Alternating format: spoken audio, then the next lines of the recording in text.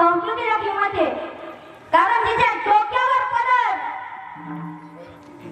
जी घरी आलेल्यांचा करते आदर, जिला भुकेला विषयी कदर आणि दिसे इंडियाचा मनार विठाला.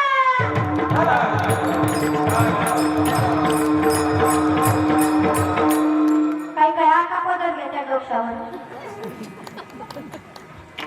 आपल्या भारताची संस्कृती येते डोक्यावर पदर, कपाळाला टिकली किंवा म्हणजे टिकली ही आता आधुनिक काळात निघली, पण खरं बाईने डोक्यावर कुंकू लावावं. कारण आजकाल बाया सुवासिनी नाही, बाथरूम मधल्या भिंती सुवासिनी बनतात. बरं आहे घरी गेलं की बाथरूम मध्ये टिकली दिसणार.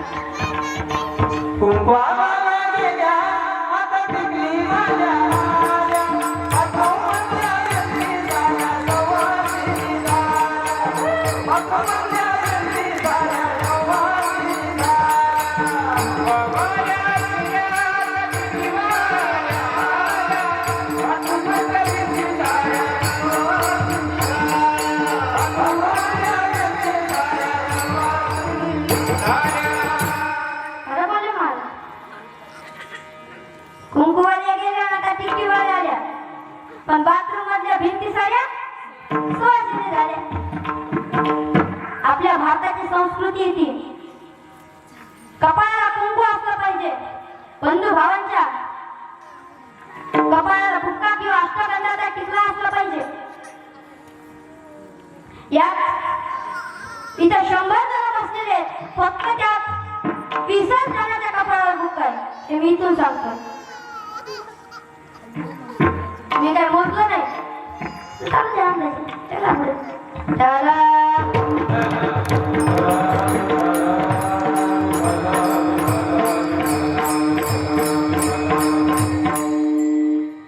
आणि या कन्या पुत्र जर सात्विक आहे तर त्याचा हरिण देवाला वाटतो.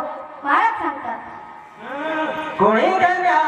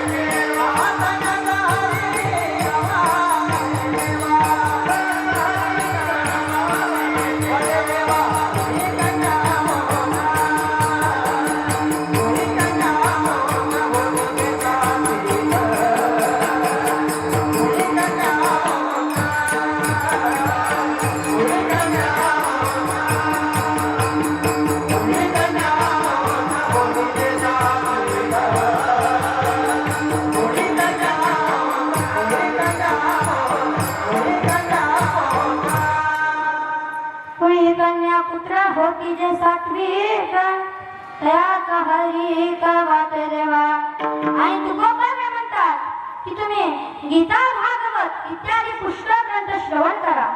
एवढ्यावर थांबू नका, तर अखंड चिंतन विठोबाचे. मला सांगा इथे बसलेल्यापैकी गाथाचं पारायण कोणी कोणी केलं? हात वर करा बरं. गाथा नावाचा एक ग्रंथ आहे, त्याचं पारायण कोणी कोणी केलं? फक्त एकच हात वर झाला. आता ते सोडा, पुढं ज्ञानेश्वरीचं पारायण कोणी कोणी केलं? हात वर करा. 1 2 3 4 5 6. त्याच्यातले 3 हात कुठे आहेत? 1 2 3 4 5 6 7 8 9 10 11 12 12 जणांनी 1 13 फक्त 13 जणांनी केलं. पण मार्गशीर्ष महिन्यामध्ये एक ग्रंथ घराघरामध्ये गावागावामध्ये होता. ते गुरुवार झाले ना. श्याम बाला घरी निघाली. ते गुरुवार झाले ना. श्याम बाला घरी निघाली. श्याम बालेने वैभव लक्ष्मीचे व्रत घातले. व्रतासाठी आंब्याचे फाटे आणले. मार्गशीर्ष महिना झाल्यानंतर आंब्याचे झाड सारे टाकले झाले. मार्गशीर्ष महिना येऊ नये म्हणून ज्याचं शेत गावाच्या जवळ आहे आणि त्याच्या शेतात आंबा आहे ते शेतकरी प्रार्थना करते. कारण जायचं तोडायचं ते जर शेतकरी म्हणाल तोडू नका, नेऊ द्या की देवाला मिळालं की देव काय कमी करतोय का असे म्हणतात. आपला मेन विषय कुठं होता? श्याम बाला घरी निघाली. श्याम बालेने वैभव लक्ष्मीचे व्रत घातले. वैभव लक्ष्मीचे अनेक दिवस पारायण केले. अनेक दिवस पारायण केल्याच्या नंतर श्याम बालेला वैभव मिळाले. वैभव मिळाल्याच्या नादात श्याम बालेला अहंकार चढला. वैभव लक्ष्मी विसरली. वैभव लक्ष्मीचा प्रसाद न घेता श्याम बाला पतीच्या भेटीला निघाली. तिकडून सैनिकाने वार्ता आलेली श्याम बाला समुद्र किनारी गेली. प्रसाद खाल्ल्यामुळे श्याम बालीच्या पतीची नौका समुद्रावर आकाशाची वाणी झाली. हे श्याम बाले प्रसाद न घेतल्यामुळे दुष्कृत्य घडले. श्याम बाला घाबरली बावरली घरी आली. पाठीवरचा डबा घेतला, त्यातला रवा काढला, गरगर गरगर शिरा हाटला आणि श्याम बाले आणि वैभव लक्ष्मीला प्रसाद दाखवला. प्रसाद दाखवल्या उडालेली नागावर निघाली. मी म्हणलं इंडियन नेव्हीला एक अर्ज करा, त्यांना सांगा की बाबा तुमच्या बटालियन मध्ये पारायण ठेवा. कमीत कमी उडालेल्या नौका तरी वर निघतील. त्याचा खरा क्लायमॅक्स कसा आहे माहितीये का? खरा क्लायमॅक्स कुठे? शेवटच्या गुरुवारी 5 सवासिनींना बोलवावे, 5 जणींना 5 पीस द्यावे. पीस असे द्यावे की तिसरीला द्यावे. 4-5 वर्षानंतर आपलेच पीस आपल्या घरी वापस यावे. आता ऐका, या वैभव लक्ष्मीच्या पारायणाने तुमच्या घरी यश येईल का नाही हे मी सांगू शकत नाही. पण तुम्ही ज्ञानेश्वरीचं किंवा गाथ्याचं पारायण करा, तुमच्या घरी नक्की वैभव आल्याशिवाय राहणार नाही हे म्हणून नरकाच्या गादीवरून सांगतोय. आणि एवढ्यावर थांबू नका. तर ज्ञानेश्वरीचं गाथ्याचं यायचंच नाही तर संस्कृत ग्रंथाचे म्हणजे गीतेचं भागवताचं पारायण सुद्धा करत चला. कारण गीता हा असा ग्रंथ आहे महाराज की गीतेचं नुसतं नाव सुद्धा घेतलं, नुसतं मुखाने गीता गीता जरी म्हटलं तरी तुकाराम महाराज सांगतात की गीता गीता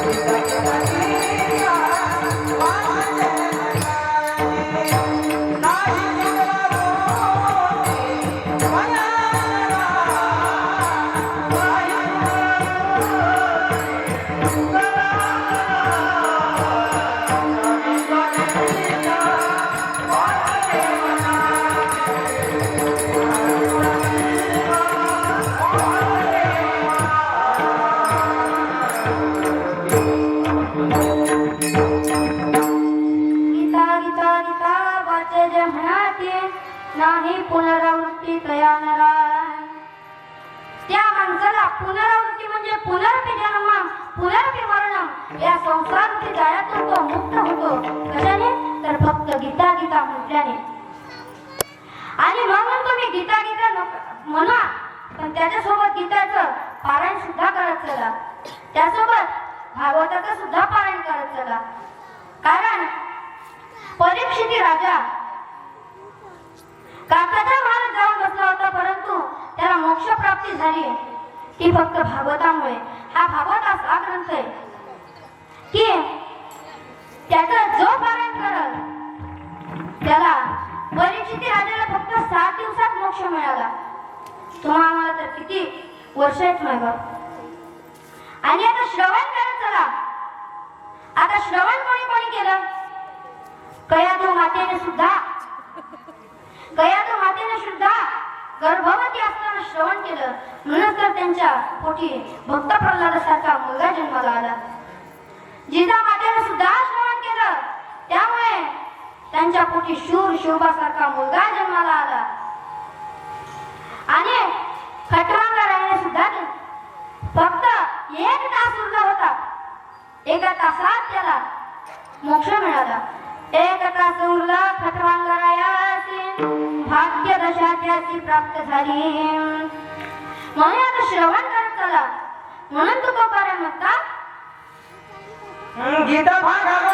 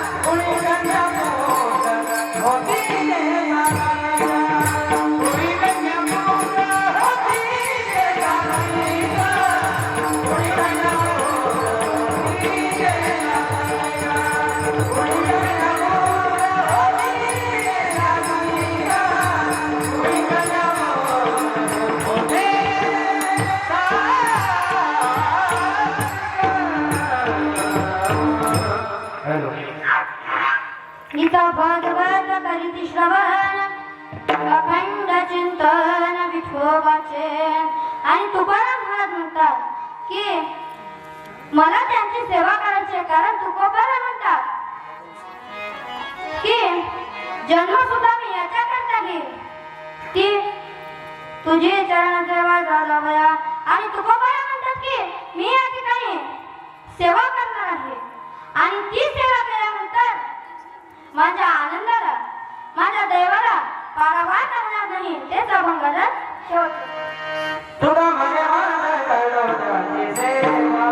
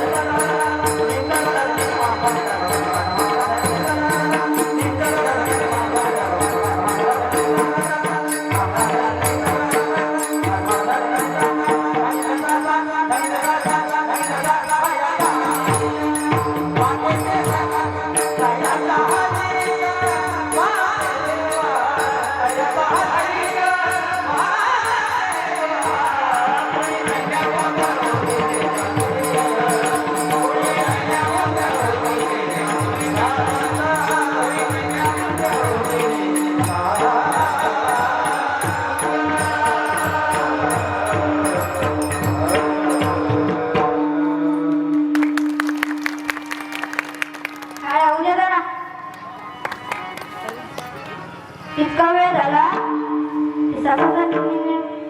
करू किती दमले त्याच्यासाठी जरा जोरदार काय होऊ द्या.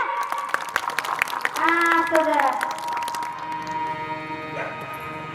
म्हणजे तुकोबारा म्हणतात की मला त्यांची सेवा करायची आणि ते केल्यानंतर माझ्या आनंदाला माझ्या दैवाला पारावा जाणार नाही आणि हे केल्यानंतर माझ्या दैवाला तर पारावा राहणार नाही.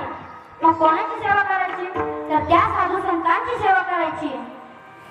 त्यांची चरण सेवा केल्यानंतर मग आपल्या सुद्धा दैवाला पारावा राहणार नाही. हे मी नारदाच्या गादीवरून सांगतोय. विठोबा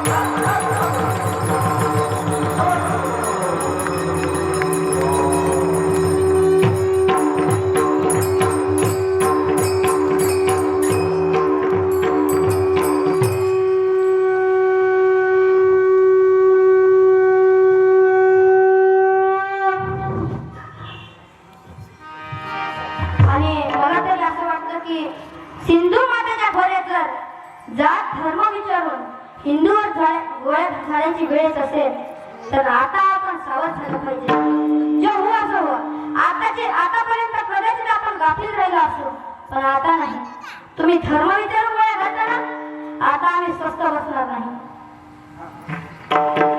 मेरे प्यारे सुंदर भारत पर परदेसी नजर ना लगे. अरे तू सुन, मेरे प्यारे सुंदर भारत पर दुश्मन की नजर ना लगे. अरे तू सुन,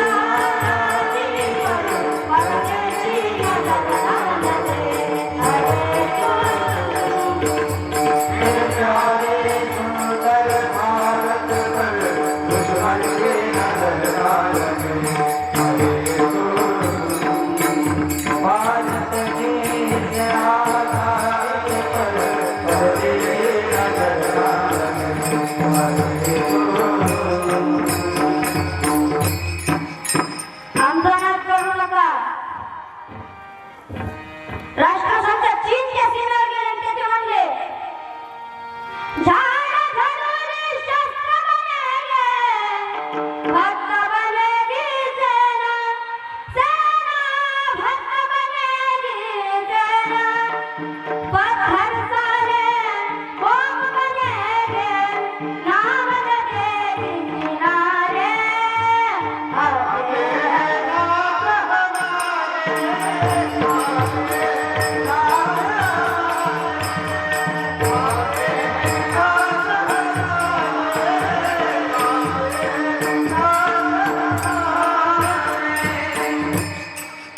आते हैं नाथ हमारे, आमचा नाथ करू नका. तुम्ही जर आम्हाला धर्म विचारून गोळ्या घालत असाल तर आम्हाला बॉम्बचं सुद्धा काम पडणार नाही. आमच्या हाताचा दगड सुद्धा बॉम्बचं काम करतो, एवढं लक्षात ठेवा. फक्त त्याला ओरिजिनल रागायला पाहिजे. त्या पाकिस्तानवाल्याला सांगा जाऊन की तुमच्या देशात जेवढा धर्म आहे, जेवढी बाजू आहे, तेवढे आम्ही फक्त फटाकडे वाजवतो. आमचा नाद करू नका. अरे दूध मांगेंगे तो खीर देंगे, कश्मीर मांगेंगे तो चीर देंगे. आमचा नाद करू नका. जो कामाला माणसांच्या हाया सुद्धा विठ्ठल विठ्ठल म्हणले. आमच्या हाल्याचा कण कण एकच शब्द म्हणतो, भारत माता की, भारत माता की, भारत माता की, छत्रपती शिवाजी महाराज की, छत्रपती संभाजी महाराज, भारत माता की. असं जरा झालेली सेवा भगवान परमात्म्याच्या चरणी. आणि हे बघा, जय विठ्ठल झाल्यानंतर कोणी तुटू नका. जय विठ्ठल झाल्यानंतर इथे राष्ट्रवंदन होईल, त्यानंतर आरती होईल, त्यानंतर मग गोदर हॉस्पिटलमध्ये ऍडमिट. झालेली सेवा भगवान परमात्म्याच्या चरणी तसेच माऊली ध्यानोबा यांच्या चरणी समर्पित करतो आणि माझ्या सेवेला पूर्ण विराम देतो. ज्ञानेश्वर माऊली ज्ञाननाथ माऊली तुकाराम.